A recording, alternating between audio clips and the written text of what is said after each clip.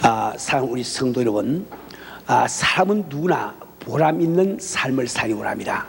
복된 삶을 살기 원합니다. 그 누구나 올바른 삶을 살기 원하고 또 가치 있는 삶을 살기를 원하는 거예요.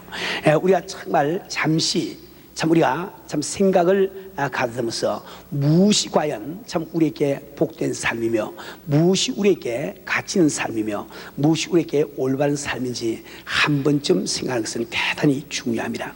우리 사는 우리 성도는 결론적으로 말씀드리면 인간에게 가장 복되고 가장 가치 있고 가장 올바른 삶이란 바로 우리를 지으신 우리 하나님을 기쁘시게 하는 삶이 가장 선한 삶을 꼭 기억하기를 바랍니다. 그래서 이 사도 바울은 고린도후서 5장 9절에서 그러므로 그하든지 떠나든지 그리스도를 기쁘시게 하는 자가 되기를 힘쓰라 하고 고백하는 이유가 바로 거기 있습니다. 우리 사는 성도는 우리가 하나님을 기쁘시게 할 때 우리에게는 무한한 축복이 임하는 거예요.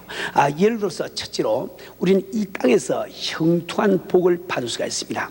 이 성경 말씀은 신령한 것만 기록되는 것이 아니고 이 땅의 축복도 약속이 되어 있는 거예요. 이 성경 말씀은 우리에게 영원한 생명을 약속하시고 하늘나라에서 상급을 약속할 뿐만 아니라 이 땅에서 형통한 삶을 약속을 하고 계십니다. 우리 사는 우리 성도는 우리가 정말 이 형통한 삶을 오직 하나님의 도우심과 축복으로 우리가 누릴 수 있다고 믿을진데 우리가 하나님을 기쁘시게 하는 길이야말로 우리가 땅에서 형통하는 지름길임을 누구나 금방 알 수가 있을 겁니다. 두 번째로 우리가 하나님을 기쁘게 하는 이 생활을 할 때 우리 모든 기도에 응답받는 역사가 일어납니다. 왜냐하면 우리의 삶이 주님을 기쁘시게 할 때 우리의 기도 내용 자체가 주님을 기쁘시게 하는 내용이 될 수밖에 없는 거예요. 또 뿐만 아니라 우리가 주님을 기쁘시게 할 때 주님과 나사에는 장애물이 없는 교제가 언제나 이루어지고 있습니다. 그래서 우리 하는 모든 기도가 응답받는 놀라운 역사가 일어나는 거예요. 또 세 번째로 우리가 하나님을 기쁘시게 할 때 우리의 사이에 열매가 주렁주렁 열리는 것을 보게 될 겁니다. 왜냐하면 우리 주님이 요한복음 15장 5절에서 친히 말씀하시기를 나는 포도나무요 너희는 가지니 저가 내 안에 내가 저 안에 거하면 이 사람은 많은 열매를 맺을 것이요 라고 기록하고 있습니다. 우리 사는 우리 성도는 우리가 정말 주님 앞에 주님을 기쁘시게 하는 생활을 할 때 우리 사이에 열매가 맺히는 역사가 일어난 거예요. 네 번째로 우리가 하나님을 기쁘시게 하는 삶을 살 때 영원한 하늘나라에서 많은 상급을 받게 될 것입니다. 우리 사는 우리 성도는 우리 은혜교회 성도들은 대부분 이제 삶의 목적을 꼭 정하고 있을 거예요. 내가 정말 그리스도의 심판 앞에 드러날 때 한번 1등 상급을 따리라, 나도 한번 큰 상급을 따리라. 우리는 목적을 정하고 우리가 살아가고 있습니다. 우리 사는 우리 성도는 그러나 우리가 땅에서 주님을 기쁘시게 하는 삶을 살지 못하면 어떻게 하늘에 가서 우리가 상급을 받을 수 있겠어요? 내가 아무리 전도를 많이 하고 헌금을 많이 하더라도 내 삶이 주를 기쁘시게 하는 삶이 못 될 때 우리는 아무런 상급을 못 받을 거예요. 그래서 이 사도 바울은 조금 전에 말씀드린 대로 고린도후서 5장 9절에서 우리의 삶의 목적이 주님을 기쁘시 돼야 되지만 그렇게 우리가 좀 기쁘시 하는 그 이유가 무엇이냐, 그것을 이어서 5장 10절에서 다음과 같이 말씀하고 이는 우리가 다 반드시 그리스도의 심판대 앞에 드러나 각각 선악간에 행한 것을 따라 받으려 합니다. 우리가 정말 주를 기쁘시게 하기 위해서 사는 목적은, 그 이유는 우리가 다 그리스도의 심판 앞에 드러나서 그분 앞에 상급을 받기를 원한단 말이에요. 오늘 말씀을 통해서 하나님 은하게 보시는 삶이란 바로 하나님을 기쁘시게 하는 삶이요. 또 이 하나님께서 보시는 악이라고 하는 것은 하나님을 기쁘시게 하지 못하는 삶인 것을 여러분들이 아실 겁니다. 우리 사는 우리 성도는 우리가 하나님을 기쁘시게 하는 삶을 산다는 것은 이토록 중요한 거예요. 그런데 우리가 하나님을 기쁘시게 하기 위해서 한 가지 꼭 기억해야 될 일이 있습니다. 우리가 하나님의 사랑 안에 거한다는 이 말과 하나님을 기쁘시게 한다는 말은 전혀 다른 말입니다. 예를 들어서 우리 부모님들이 자녀들이 있으면 자녀들이 공부를 잘하든 잘 못하든 우리가 사랑은 다 똑같지요. 모든 자녀로 말미암아 우리 부모들이 기뻐하는 것은 아닙니다. 만약에 우리 자녀가 학교에 가서 공부를 열심히 하지 아니하고 친구도 어울려 다니면서 이렇게 폭력을 쓰면서 감옥소를 들락날락하면서 마약이나 하고 매일 도박이나 하면은 우리 부모들은 그 아들 말만 기뻐하는 것이 아니고 아주 마음이 아주 슬플 거예요. 이와 꼭 마찬가지로 우리가 하나님의 사랑 안에 거한다는 이 사실만 가지고 안심을 하면 안 됩니다. 하나님께서는 악인이나 선이나 똑같이 사랑하시는 우리 하나님이세요. 그 악인이나 선이나 똑같이 비도 주시고 햇빛도 주시냐 말이요. 더구나 우리는 하나님의 자녀가 되기 때문에 그분께서 여러분 한 분 한 분을 너무나 사랑하고 계세요. 그러나 우리가 그 사랑 안에 간다는 이 말과 내가 주를 기쁘시게 한다는 이 말은 전혀 다른 말임을 꼭 기억을 하기를 바랍니다. 우리 사는 우리 성도는 이 성경 말씀에는 하나님의 사랑 속에 거할 뿐만 아니라 하나님을 기쁘시게 하신 한 분의 이야기가 나옵니다. 바로 그분은 바로 우리 주 예수 그리스도. 이건 잘 알고 계실 거예요. 우리 하나님께서는 마태복음 이 37절에서 또 17장 5절에서 이는 내 사랑하는 아들이요 내 기뻐하는 자라고 이렇게 분명히 말씀을 하셨습니다. 오늘 우리는 우리 예수께서 광야에서 시험 받으실 때 그 본문 말씀을 가지고 우리가 정말 하나님을 기쁘시하는 그 조건이 무엇이냐, 이것을 우리가 잠시 살펴보기를 원합니다. 우선 배경부터 말씀을 드리면은 참 우리 예수께서 세례 요한에게 나와서 세례를 받습니다. 그때 하늘이 열리면서 참 성령이 비둘기처럼 임하시고 그 후에 우리 예수님은 성령의 인도하심을 따라 광야로 받으러 나가십니다. 우리 예수께서는 40일 동안 금식을 하였습니다. 이 땅에 오신 예수님은 우리가 똑같은 육체 조직, 우리가 똑같은 정서, 우리가 똑같은 정신 조직을 가지고 오신 분이에요. 우리가 참 육신을 가지고 40일 금식할 때 참 느낄 수 있는 그 주님은 우리 주님도 똑같이 느끼시단 말이에요. 그게 그 주님께서 참 쥐고 계실 때 그때 사탄 마귀가 은근히 다가와서 속삭입니다. 그는 이야기하기를 내가 만일 하나님의 아들이거든 이 돌을 명하여 떡덩이가 되게 하라, 이렇게 이야기를 한단 말이에요. 내가 만약에 하나님의 아들이거든 요 간단한 말 가운데는 많은 뜻이 내포가 되는 거예요. 지금 사탄 마귀는 예수님에게 지금 이야기하기를 내가 이 땅에 와서 자신이 하나님의 아들이라고 주장하기를 원하는데 나는 네가 하나님의 아들이라는 것을 도무지 인정할 수 없다. 근데 내가 100번을 양보해서 너가 하나님의 아들이라고 한번 인정을 해줄게. 아주 우리한테 좋은 것처럼 이야기해 준다고요. 그럼 하나님의 아들이라고 하는 그 실력 능력을 가지고 이 산에 있는 돌을 빼서 떡이 되게 해서 내 줄인 것을 참 해결할 수가 있지 않느냐, 이렇게 이야기를 했단 말이에요. 그때 우리 얕은 인간의 생각으로는 참 우리 주님께서 말씀 한마디로 빛을 창조하시고 참 이 태양과 이 달과 별들을 창조하신 그분의 능력으로 정말 참 500 열어가지고 5,000명도 먹이시고 12강조도 거신 그분의 실력으로 이 산에 있는 모든 돌들이여 떡덩이가 될지어다 탁 명해서 그 사탄의 그 눈앞에서 돌들이 떡이 확 떡으로 변하면 얼마나 시원 통쾌하겠어요. 그렇잖아요. 우리 생각은 그렇단 말이에요. 그런데 우리 예수님의 반응은 전혀 다릅니다. 우리 예수의 반응은 사람이 뜻으로만 사는 것이 아니요 하나님의 입에서 나오신 모든 말씀으로 사느니라. 그 말씀은 무슨 뜻일까요?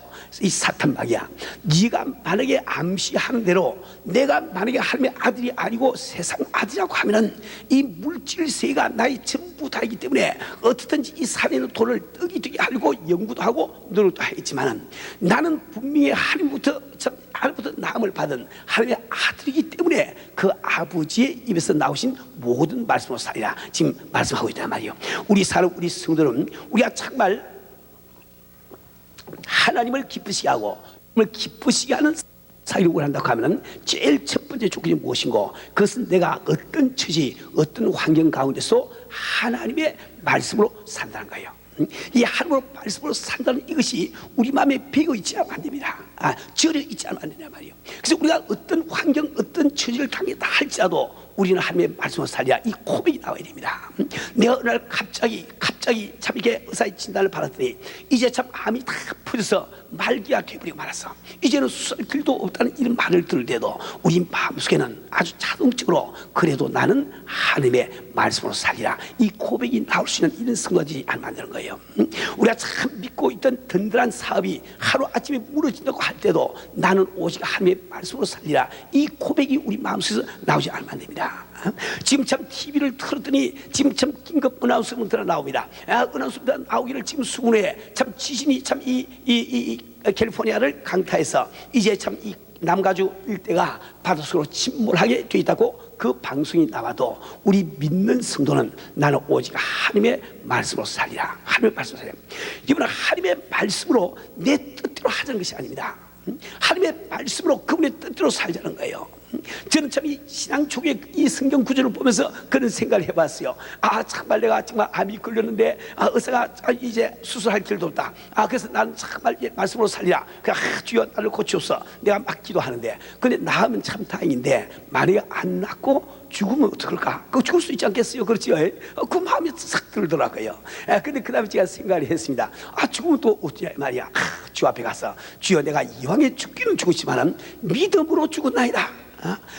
믿음을 가지고 죽었나이다. 한마디 할 말이 있으냐 말이요. 그렇죠? 우리는 정말 어떤 처지 어떤 환경에서 오직 하나님의 말씀으로 살려야 이 고백이 나오지 않은 말입니다. 오늘 제가 이 본문을 택해서 여기 설교를 하고 있는 이유는 우리가 정말 편할 때 주의 말씀으로 사는 거 참 편합니다. 근데 내가 참 어려운 처지 어려운 환경에 토했을 때 주의 말씀 하나 붙들고 산다는 거 대단히 어려운 거예요. 우리 교인들께 아직 내가 정식으로 광고는 안 했지만은 지금 우리가 지금 이게 학교 근무를 쓰고 있는데 여기 노르옥 라미라다 이 교육국의 사정으로 우리가 1월 15일까지 우리가 이것을 비워주지 않으면 안 됩니다. 근데 우리가 너무나 짧은 시간에 그 노티스가 왔단 말이에요. 이것은 너무 짧은 시간에 노티스한 것은 참 이렇게 그렇게 좋은 일은 아니지만은 그러나 우리가 교회이기 때문에 그와 싸울 생각도 없고 우리는 이제 다른 또 예배 처소를 우리가 찾아야 되겠어요. 근데 이 많은 인원들이 어디 가서 예배를 보며 어떻게 우리가 교회를 갔다가 일을 하겠냐 말이요. 그러나 이런 경우에도 우리가 꼭 기억할 것은 우리 주님은 이 시간도 하늘 보좌에 앉아 계시고 그분은 하늘의 권세와 땅의 권세를 지고 지금 다스리고 계세요. 그분의 뜻에 반해서 일한 일이 없습니다.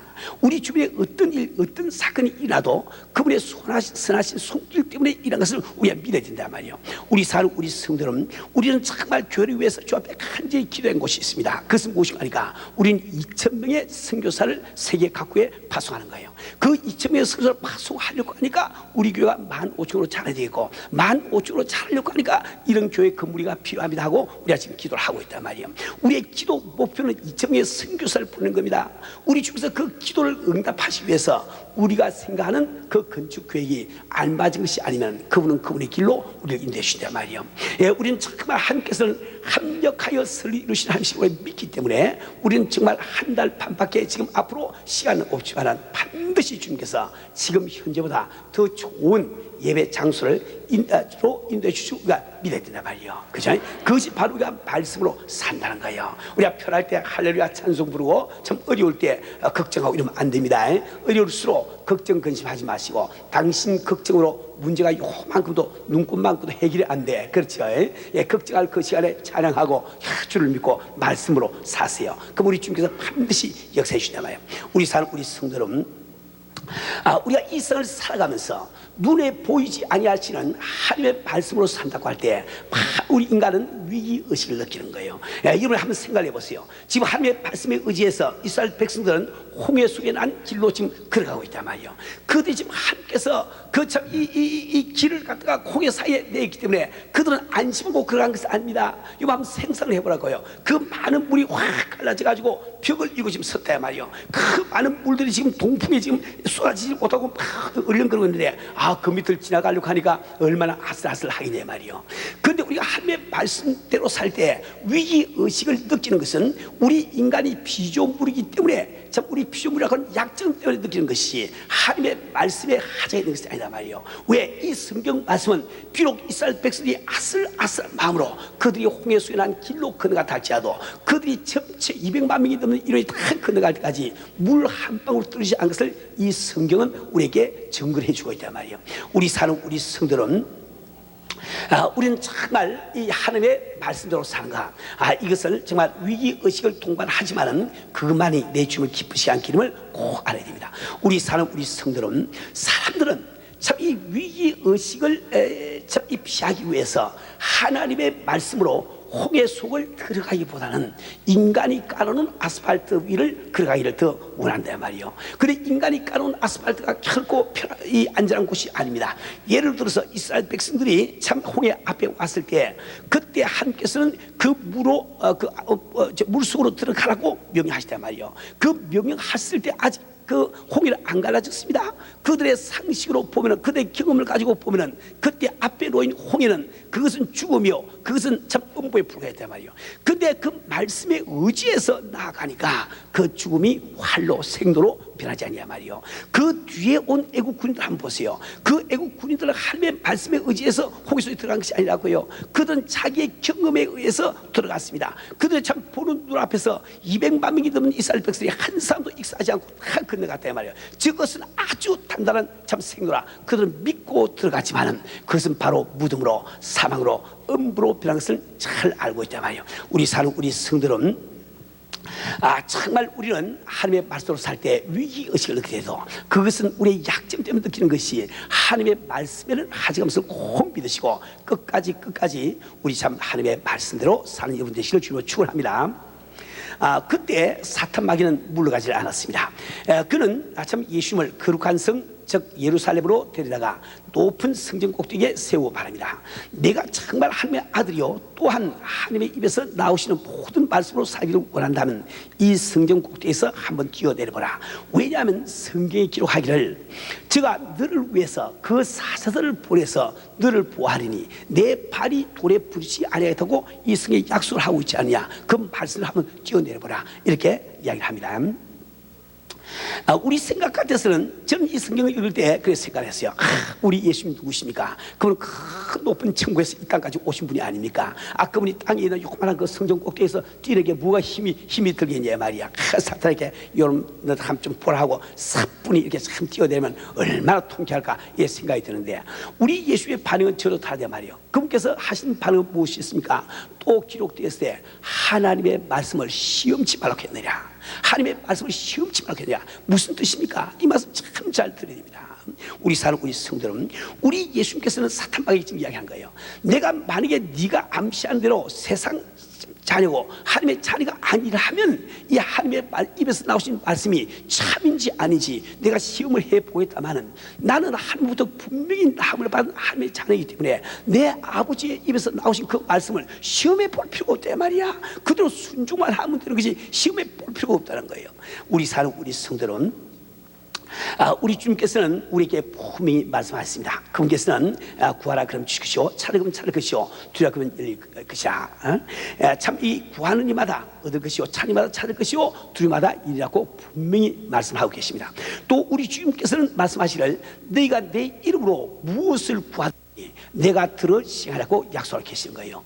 근데 왜 우리 성들이 그토록 많은 기도를 하는데 응답이 없습니까? 그 이유가 뭘까요? 그래서 우리가 기도를 하지만 끊임없이 우리는 그 말씀을 시험한단 말이에요. 우리 마음속에 정말 그렇게 될까?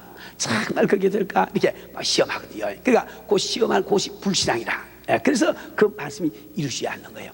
우리 사는 우리 성도는 우리가 정말 주님 앞에 참 하나님의 말씀을 시험하지 아니하고 그대로 믿고 행하기 위해서 꼭 필요한 것은, 이게 알아야 되는 것은, 하나님께서 어떤 일을 우리에게 명하실 뿐만 아니라 명한 일을 그분께서 이루시기를 원하십니다. 우리에게 이루어 가는 게 아니에요.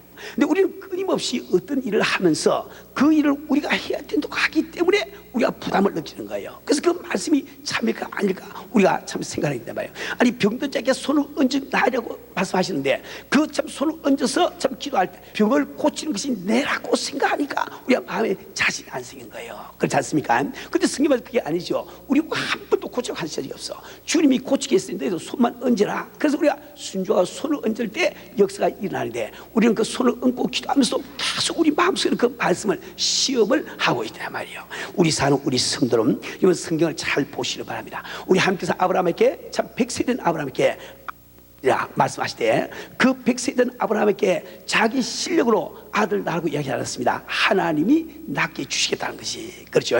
남자를 알지 못하는 동정녀 마리아에게 아들의 있으라 말씀하실 때 그 참 마리아에게 자기 실력으로 아들을 가져가고 하는 것이 아닙니다. 그 당시에 인공 수준이라고 그러나 인공 수준도 못했을 텐데 처녀가 어떻게 무슨 수단으로 아이를 낳겠냐 말이에요. 근데 하나님께서는 내가 해주겠다, 너를 믿기만 믿으라는 거예요. 주님이 해주시겠다는 겁니다. 그렇잖아요. 참 이 모세가 홍해 앞에 이르렀을 때 참 이 지팡이를 들고 오른손을 바다 위에 내밀고 홍해를 가르라 말씀하시되, 그 이 무슨 모세가 자기 몸에서 힘 나와서 그걸 가라는 뜻이 아니지요. 네가 하면은 가는 것은 내가 하겠다, 그분이 하시겠다는 거예요. 우리 사는 우리 성도는 우리가 정말 하나님의 말씀을 시험치 아니하고 그대로 우리가 순종하기 위해서는 여러분들은 순종만 하면 그만이지 순종의 책임을 지려고 그러지 마세요. 순종의 책임은 저분이 지시는 거예요. 우리에게 질 자격도 없고 힘도 없는 겁니다. 그럴 때 우리는 비로소 우리 하나님 앞에 그의 말씀을 시험치 아니하고 순종하는 자녀가 될 수가 있다 말이에요. 우리 성도 여러분, 그때 이 사탄 마귀는 우리 예수님을 참 이 높은 산으로 데리고 올라가서 만국을 보여주고 그 천하 영광을 다 보여줍니다. 그리고 그 마귀는 말하기를 만일 내게 엎드려 경배하면 이 모든 것을 내게 주라고 말한다 말이에요. 근데 우리 예수님은 어떻게 반응하십니까? 그분은 사탄아 물러가라, 기록되었으되 주 너희 함께 경배하고 다만 그만 섬기라 하니라고 반응을 보인단 말이에요. 무슨 뜻입니까? 내가 만약에 하나님의 아들이 아니고 이 세상 아들이라고 하면은 이 세상 영광을 취하기 위해서 너에게 경배라도 해 보이는데, 하나님의 아들이기 때문에 우리에게만 경배하지 딴 곳에는 절을 할 수가 없다는 거예요. 우리 사는 우리 성도는 이것은 우리 신앙생활에 얼마나 중요한 말씀인지 이루 말할 수가 없는 겁니다. 다시 말하면은 우리가 하나님을 기쁘시게 하는 세 번째 조건은 바로 우리 그분에게만, 즉 하나님께만 경배한다는 이런 사실입니다. 우리 사는 우리 성도 여러분, 우리는 정말 몸된 교회에서 신령한 직분을 맡고 난 다음에도 참 이 세상 일 때문에, 세상 이 재물 때문에, 혹은 세상 무슨 참 지위 때문에 우리가 그것을 사용하고 안 할 때가 얼마나 많이냐 말이에요. 주일은 주님과 더불어 약속한 날입니다. 그분 한 분 경배하고 그분 한 분 더불어 우리 돼 있다는 날이야. 그런데 그 주일날 내가 참 이게 이 재물 때문에, 혹은 또 내 취미 때문에, 혹은 사람들과 한 약속 때문에 주를 경배하지 못하고 하면 여러분들은 주님을 기쁘시 하는 삶을 살지 못하고 있단 말이에요.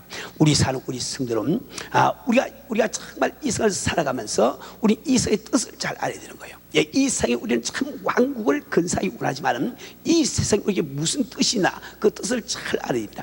여러분 잘 아시는 참 요한복음 16장 11절에서 우리 예수는 다음과 같이 말씀하시오. 심판에 대하여 하면 이 세상 임금이 이미 심판을 받느냐. 무슨 뜻입니까? 심판에 대하여 하면 이 세상 임금이 이미 심판을 받느냐. 우리 예수님이 죽으시고 부활하심으로 말미암아 이 세상 임금인 사탄 마귀는 사망 권세가 이미 깨져버린 거예요. 이미 사형승을 받은 거예요. 이제 바로 사형 집행을 기다리고 있는 그런 세대에 우리가 지금 살고 있단 말이에요. 그렇죠? 그 사탄 마귀가 심판을 받게 되어 있으니까 그 사들에게 속한 이 세상도 심판을 기다리고 있다 말입니다.